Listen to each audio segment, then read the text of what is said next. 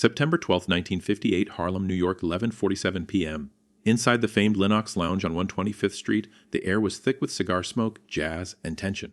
The Lenox was packed wall to wall that Friday night. Nearly 300 people filled the Art Deco club, musicians trading riffs on stage, hustlers and businessmen sipping cognac, even a couple of city councilmen leaning in at Ellsworth, Bumpy Johnson's corner table. Friday nights in 1950s, Harlem meant music and money. In places like this, deals were made and futures of neighborhoods decided over drinks and dice.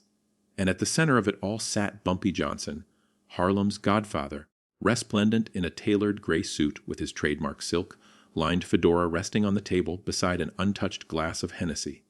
At 52 years old, Bumpy was a short, brown, skinned man with a calm but commanding presence, the kind that made even the toughest figures in the room lower their voices when he spoke. He chatted easily with the councilman about a new housing project in Sugar Hill, as if he were the mayor of Harlemdars. In many ways he was. Everyone in the Lenox Lounge knew Bumpy, or at least his reputation. Some nodded respectfully as they passed his table, others kept a wary distance. After all, Bumpy Johnson was the man who ran Harlem's Underworld, a gangland legend who rubbed elbows with celebrities like Billie Holiday and Sugar Ray Robinson, but who also had a violent streak a mile wide. If you crossed him, you'd get the blade or bullet. One rival learned that when Bumpy slashed him so badly in a brawl that the man's eye was left dangling from its socket. Yet, paradoxically, many in Harlem loved Bumpy. He paid people's rents when they were short, bought meals for hungry families, and was seen by some as a modern Robin Hood. On this night, he was relaxed, holding court at his usual spot, back turned slightly to the bustling crowd, seemingly without a care. A few yards away at the bar stood Big Sam Foster, Bumpy's personal bodyguard of 5 years. Sam was hard to miss, a 6'4", 260-pound hulk in a cheap suit, nursing a glass of bourbon to steady his nerves.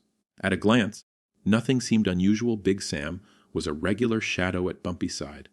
But if you looked closer, you'd see his massive hand trembling slightly as it brushed against the pistol hidden under his jacket.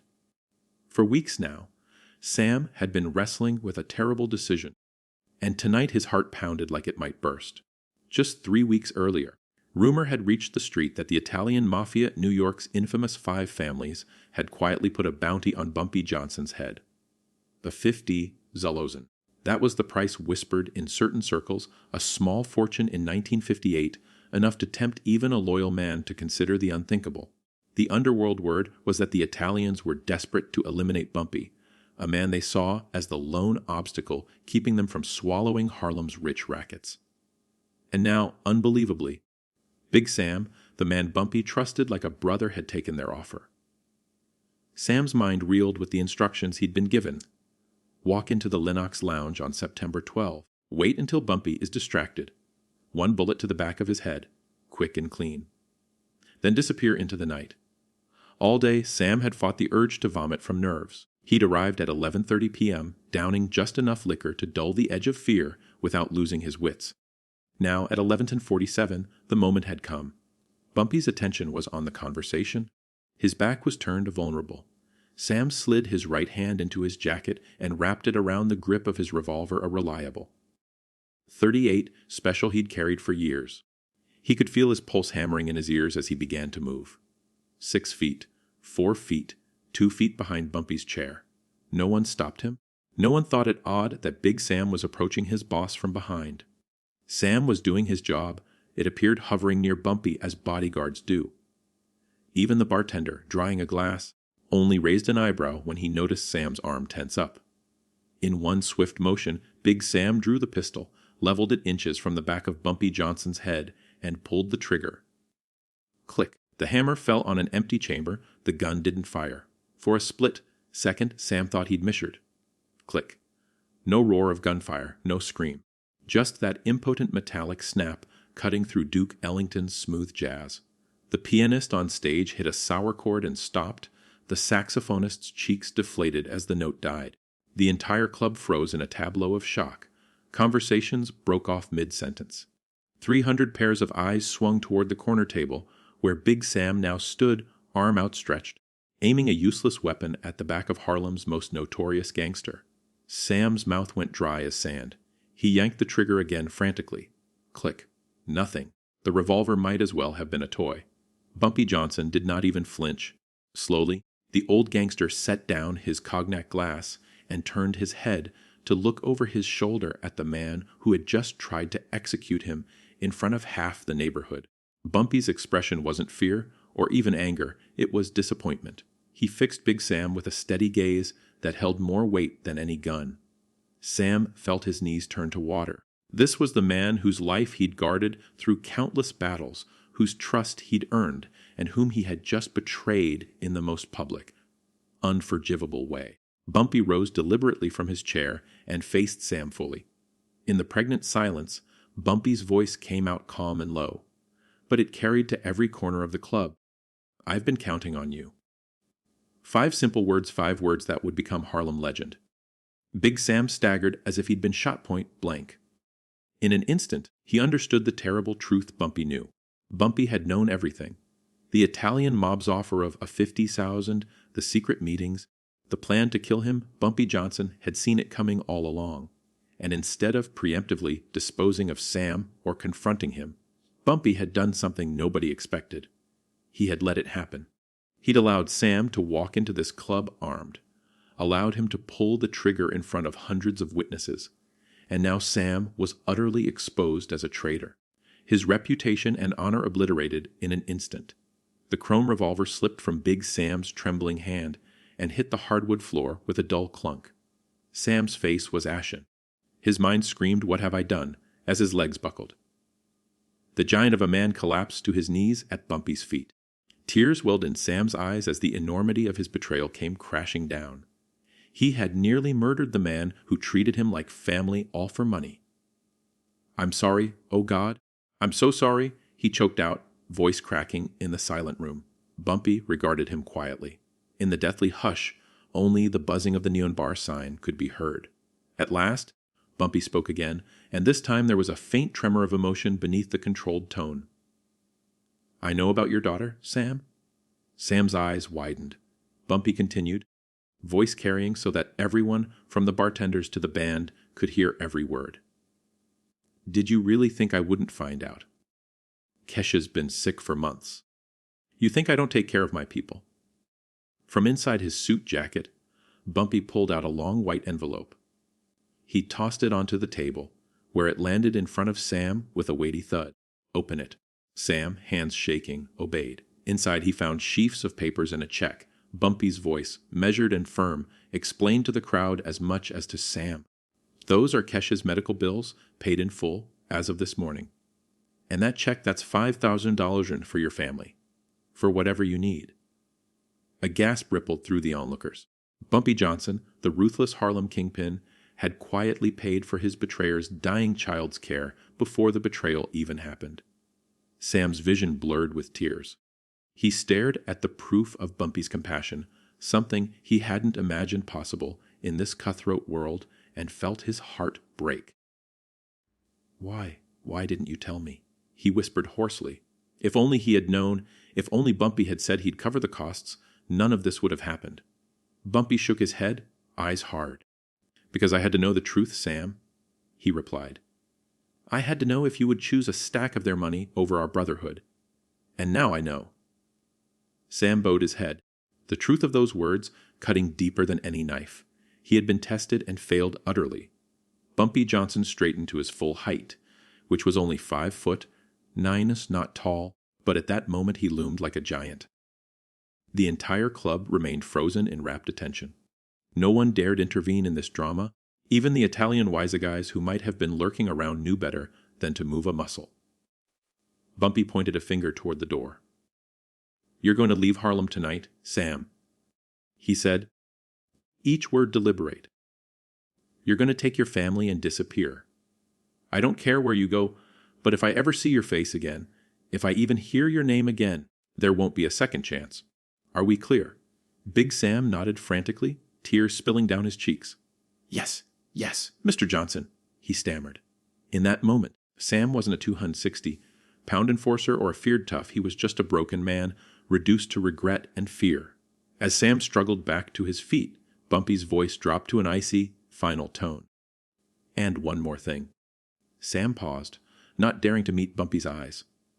One, the Italians ask what happened here tonight, and you tell them exactly what you saw. Tell them Bumpy Johnson knew. Tell them he's always known. Tell them you can't buy loyalty in Harlem. And tell them if they ever try something like this again, I won't be this merciful. A collective exhale went through the room. In the span of a few minutes, they had witnessed what should have been the end of Bumpy Johnson, an assassination right before their eyes transform into something else entirely. It had become a lesson, a parable about loyalty and power in Harlem. Big Sam Foster, still shaking, nodded one last time to his former boss. Then, in total silence, he bent down, picked up the worthless revolver from the floor, and slunk out of the Lenox Lounge's front door. The crowd parted for him without a word. He would vanish into the night. As commanded, and indeed, the last anyone would hear, he turned up working construction under an alias in Detroit, far from New York streets. He left behind everything, the only life he knew and his honor, now shattered beyond repair. As the door swung closed behind Big Sam, Bumpy Johnson turned and surveyed the packed room. Every eye was on him, wide with astonishment, respect, fear. A few minutes earlier, these same people had expected to see Bumpy lying dead on the floor. Instead, they saw the Harlem kingpin standing tall, very much alive and utterly in control. Bumpy picked up his cognac glass and raised it high. When he spoke, his resonant voice filled the lounge. "Let me make something clear," he announced, scanning the faces of the crowd. "The Italians think they can bite us. They think they can divide us. They think they can take Harlem because we're poor, because we're black, because they think we don't matter." He let that hang in the air, then continued with conviction, "They're wrong. Harlem isn't for sale. It never was, and it never will be. Anyone who thinks they can waltz into my neighborhood and buy my people, well, they're going to learn the same lesson Big Sam just learned. We're not the ones who need protection. They are." A murmur of agreement swept through the spectators. Bumpy clinked his glass to punctuate his point. To Harlem. He toasted. And to loyalty that can't be bought. All around the lounge, glasses rose shakily into the air. To Harlem! Dozens of voices echoed. In that electric moment, they weren't toasting a crime boss, they were saluting a folk hero who had defended the dignity of their community. The jazz band, sensing the cue, cautiously resumed playing a slow, bluesy number. Conversations gradually started up again in hushed tones. Incredibly, within minutes it was, as if nothing had happened, except everything had happened. The social order of Harlem's underworld had been dramatically affirmed in front of hundreds of witnesses without a single drop of blood spilled. Bumpy Johnson, without firing a shot, had turned an attempt on his life into a story that people would be telling for generations. Indeed, by the very next morning, word of what transpired at the Lenox Lounge spread through the city's criminal grapevine like wildfire. From Harlem to Hell's Kitchen, from the Bronx down to Little Italy, every gangster, bookie, and numbers runner was talking about Bumpy Johnson and Big Sam. They heard how Bumpy had known about the hit in advance and outfoxed it completely, making an example out of the traitor in front of a crowd. The tale grew in each retelling, taking on the quality of legend. In pool halls and diners, men marveled that Bumpy had somehow been 3 moves ahead of everyone, like a chess master toying with amateurs. For the Italian mob bosses who had authorized the assassination, the story was a humiliation and a wake-up call. Less than 24 hours later, the leaders of New York's 5 families convened an emergency meeting to pick up the pieces of their failed plot. In a smoky backroom in Midtown Manhattan, the heavyweights of organized crime gathered around a long oak table. Frank Costello, the influential elder statesman of the Genovese crime family S and formerly the most powerful boss in the city, was livid. Despite being semi-retired from day-to-day operations, Costello had lent his support to removing Bumpy Johnson, a man he once tolerated but whom his successors now viewed as a thorn in their side. Costello's normally urbane face was twisted with rage as reports confirmed that their plan had backfired spectacularly. He smashed his fist on the table, cursing out Tony Moroni, the mob fixer who'd recruited Big Sam, for botching the job. At the other end of the table sat Carlo Gambino, the new boss of what had been Albert Anastasia's family. Gambino was a quieter man, thin and calculating, known for patience. He listened as Costello fumed, and as representatives from the Luccis, Bonanno, and Profassi families argued about what went wrong. The facts were indisputable. They had tried everything to eliminate or neutralize Bumpy Johnson, and nothing had worked. They'd tried force, sending hitmen and enforcers into Harlem, and Bumpy's men sent them back in pieces. They'd tried money, offering bribes and payoffs to buy control of Harlem's lucrative numbers racket, and Bumpy, out, bribed them, or flat, out refused to sell out. They'd tried politics, leveraging their considerable influence at City Hall and in the NYPD to apply pressure, only to find Bumpy had friends in high places too, or that community loyalty undercut their maneuvers. Now this they tried to turn Bumpy's own trusted bodyguard, only to have Bumpy turn the betrayal into a public triumph. It was a debacle unlike any the Mafia had suffered in memory. As Costello seethed, Carlo Gambino took a slow drag on his cigarette and finally spoke into the tense silence.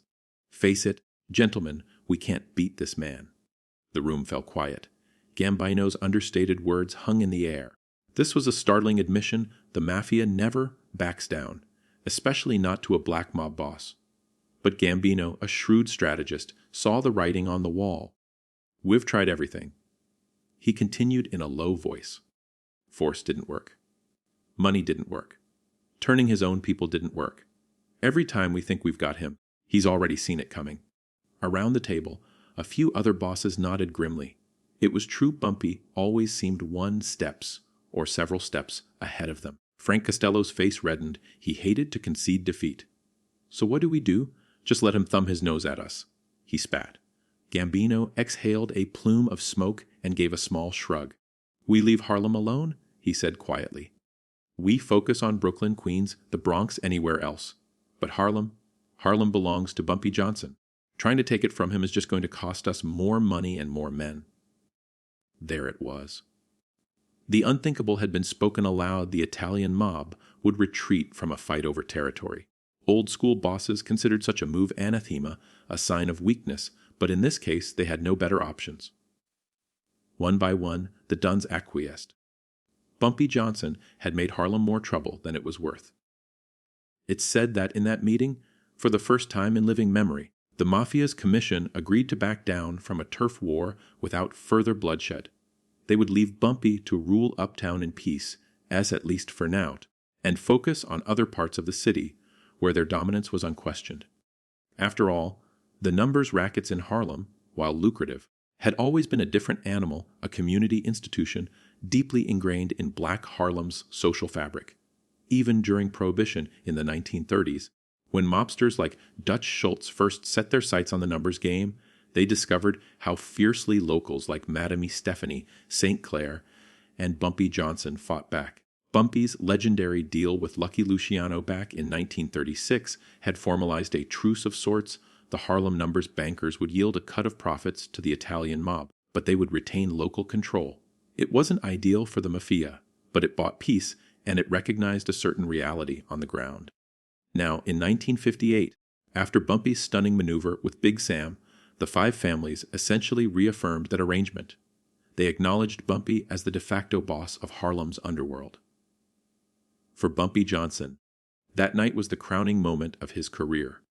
He had faced down the most powerful criminal organization in America, and they blinked first.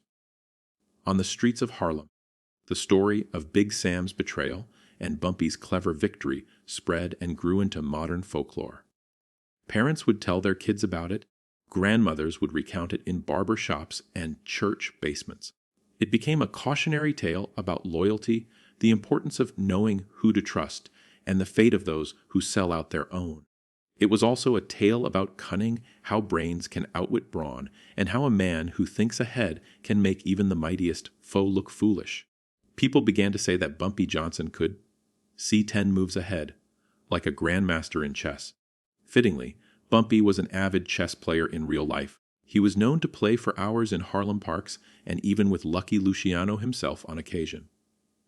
That night at the Lenox Lounge, Bumpy had played the ultimate chess match. He sacrificed a piece edus, in this case, risking his own life to checkmate his enemy in full view of the whole city. As one commentator later put it, "You don't play chess with a grandmaster unless you're ready to lose." The Italian mob learned that the hard way. In the aftermath, Harlem enjoyed a sort of uneasy peace when it came to Mafia intrusion. The Italian bosses, chastened, largely kept to their side of 110th Street for a while. They still took their percentage from certain operations. The drug trade, for instance, was something even Bumpy had to source through Italian connections, but they ceased trying to directly control Harlem's numbers banks or dictate its street politics. For the first time, a black crime boss had forced the white mafia to back off on an issue of territory and respect. As Bumpy's wife Mamie later wrote, it was the first time a black man had stood up to the white mob instead of just bowing down, and the people of Harlem realized it. To Harlem's residents, that meant something. It meant that in an era of segregation and second, class citizenship, in this one community at least, a black man held real power and wouldn't be bullied. Bumpy's mystique, as both protector and predator, only grew after 1958. Neighborhood folks who might have feared him before were now just as likely to nod approvingly and say, "Bumpy took care of business. He kept the Italians out." In barbershops and bars, they spoke of how Bumpy ran the place. If you wanted to do anything in Harlem, you had to check with him first. He had earned that right, and what a big Sam. True to Bumpy's orders, Sam disappeared from Harlem that very night. Gathering his ailing daughter and family, he fled the city before sunrise. In Mafia circles, there was some debate about what to do with him. Normally, an underling who failed such a high-profile hit and worse, embarrassed the bosses, would be signing his own death warrant. But killing Big Sam now would have been an empty gesture. The damage was already done. Bumpy had explicitly sent Sam back as a messenger, a living testament to his own foresight and mercy. To wax Sam would only draw more attention to Bumpy's victory, so Big Sam was allowed to slip away quietly. He never returned to New York. For years afterwards, some said they spotted him under a different name in the Midwest, Detroit, Cleveland, wherever a big man could blend into blue-collar anonymity. If he was smart, he never stayed anywhere too long. One imagines Sam lived the rest of his life in the shadow of that night, tortured by guilt and the knowledge that he had betrayed the only man who ever truly had his back. In Harlem, Sam's name became synonymous with treachery mothers would scold misbehaving children. Don't be a Big Sam. As for Bumpy Johnson, he continued to reign as the undisputed godfather of Harlem for another decade. That incredible night in 1958 solidified his legend and sent a message to friend and foe alike. Bumpy Johnson is always 3 moves ahead. In the years that followed, Bumpy had other battles with up and coming hustlers. With law enforcement, he famously staged a one-man protest at a police station in 1965 to object to harassment, and with the changing times. The 1960s brought new challenges. Black militants like Malcolm X, an old acquaintance of Bumpy's, rose and fell, and heroin flooded Harlem streets, as ironically, much of it supplied by the same Italian mob that Bumpy had checkmated, as the Mafia found other ways to profit from Harlem. Through it all, though, Ellsworth, Bumpy, Johnson remained a folk hero in his community, a complex figure who could be brutal one moment and benevolent the next. As one writer noted, he was both feared and loved, beloved perhaps even more than he was feared, by Harlemites who appreciated how he looked out for them. The neighborhood even threw him an impromptu welcome back parade when he returned from a prison stint in 1963. That's the kind of loyalty and respect he commanded. Bumpy's final chapter came on July 7, 1968. Fittingly, he spent his last evening exactly as he had so many others, in a Harlem restaurant in the early morning hours, surrounded by friends and a plate of his beloved fried chicken and grits. In the waning hours of that night, Ellsworth, Bumpy Johnson suffered a massive heart attack. He collapsed at his table in Wells Restaurant, just a few blocks from Lenox Lounge, and died in the arms of one of his closest friends. At age 62, the Harlem Godfather was gone, not brought down by an assassin's bullet or a rival's blade, but by the ordinary failings of the human heart. In a way, it was poetic. Bumpy left this world undefeated by his enemies. As his wife Mamie put it, Bumpy's death was one that any Harlem sporting man would pray for, eating fried chicken at Wells in the wee hours, surrounded by childhood friends. Thousands attended his funeral, paying respects to the man who had come to symbolize Harlem's defiance and resilience. Even a contingent of police officers showed up, nervously stationed on rooftops with shotguns, as if expecting Bumpy to rise from the casket for one last surprise. In death, as in life, the legend of Bumpy Johnson only grew. Hollywood would later portray him in movies and TV shows, the most recently in a series aptly titled Godfather of Harlem. But perhaps no story captures the essence of who Bumpy was and the era he lived in better than the night Big Sam betrayed him. It's a story almost too perfect to be true. The kingpin, the turncoat, the dummy gun, the confrontation in the crowded nightclub. It has the dramatic beats of a crime novel and the moral weight of a parable. And yet, those who were there insist it really happened just that way or close enough. Certainly, the core of it is corroborated by the street record, Bumpy's longtime dominance in Harlem, the Mafia's failed schemes to depose him, and his reputation for always being a step ahead of any plot. The tale of Big Sam's failed hit has been passed down through decades as a teaching moment, a vivid lesson that power is not merely about pulling a trigger, but about knowing when a trigger is about to be pulled and making sure it misfires. So what do we take away from this true life Harlem drama? Perhaps it's this: loyalty is a currency that can't be bought, not with 50,000, not with any price. Bumpy Johnson understood that deeply. He once said that the most dangerous weapon in the world is knowing what's coming before your enemy does. And on that September night in 1958, he proved it in spectacular fashion. He turned an enemy's scheme into his own victory, made a public example of betrayal, and ensured that everyone from the corner grocery bookmaker to the bosses of the 5 families knew who really held sway in Harlem. In the end, Bumpy's greatest strength wasn't his fists or his gun, it was his mind, his foresight, and the respect he commanded. And if you've made it this far, dear listener, you've just witnessed one of the most incredible episodes in the annals of New York City crime. It's stories like these that show why Bumpy Johnson earned his place in underworld history. If this tale got your heart racing or taught you something new about the chess game of power in 1950s Harlem, go ahead and smash that like button. It lets us know you're enjoying these true crime stories. And don't be shy, drop a comment below. What do you think of Bumpy's handling of Big Sam? Was he too lenient letting Sam go? Or was it a genius move to send a message? I'd love to hear your take on whether you would have spared a traitor in Bumpy's shoes. Finally, if you haven't already, subscribe to the channel and turn on notifications. We're bringing you more unbelievable true stories from the world of organized crime, and trust me, you don't want to miss what's coming next. In our next episode, we'll dive into the time Bumpy Johnson walked into Lucky Luciano's office unarmed and walked out with a deal that changed Harlem's history. That's right, the real story behind Bumpy's alliance with the Italian mob after Dutch Schultz fell. It's even crazier than it sounds. Until then, remember, in the game of power, respect beats fear every time, and the smartest person in the room isn't always the loudest or the strongest. It's the one who already knows the play before it starts. In Harlem, 1958, Bumpy Johnson showed the world exactly that. Stay tuned and stay sharp, because the story of Harlem's underworld is far from over.